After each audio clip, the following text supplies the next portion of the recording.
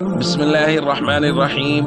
عن أبي سعيد رضي الله تعالى عنه قال قال رسول الله صلى الله تعالى عليه وسلم: الحسن والحسين سيدا شباب أهل الجنة.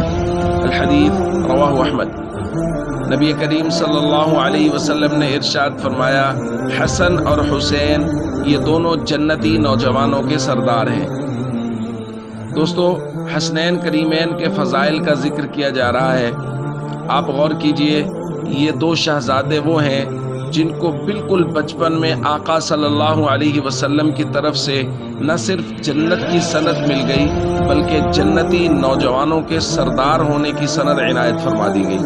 لیکن اس کے باوجود آپ حسنین کریمین کی زندگیوں کو پڑھتے جائیے، فرائض ارکان اسلام، نوافل سنن و مستحبات، اخلاقیات، صدقات واجبہ نافلہ، ان کی زندگی بھرپور تھی اسلامی تمام تر اقدار کے ساتھ، اور ان کے مقابلے میں ہم 1400 سال بعد پیدا ہونے والے لوگ جن کی زندگی میں کوئی فضیلت نہیں ہے، ان کی حالت یہ ہے کہ وہ فرائض اور ارکان اسلام سے بھی غافل ہیں۔ یعنی ہماری زندگیوں میں فرائض، آپ غور کیجئے نا، میرا معاشرہ، میں اور میرے معاشرے کے لوگ، میرے ارد گرد کے لوگ، ہم کتنے لوگ نماز پڑھتے ہیں، کتنے فیصد لوگ ہیں میرے معاشرے کے جو پابندی کے ساتھ مسجد میں جا کے نماز پڑھتے ہیں، اور نماز وہ ہے جس کا سب سے پہلے حساب ہو۔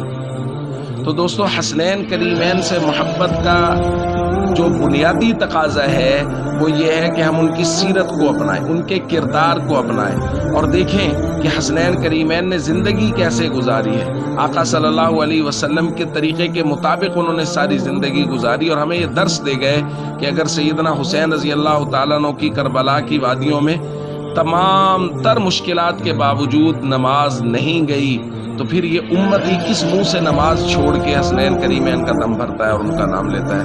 اس لیے ہمیں ان کی سیرت اور کردار کو اپنانا چاہیے۔ السلام علیکم ورحمۃ اللہ وبرکاتہ۔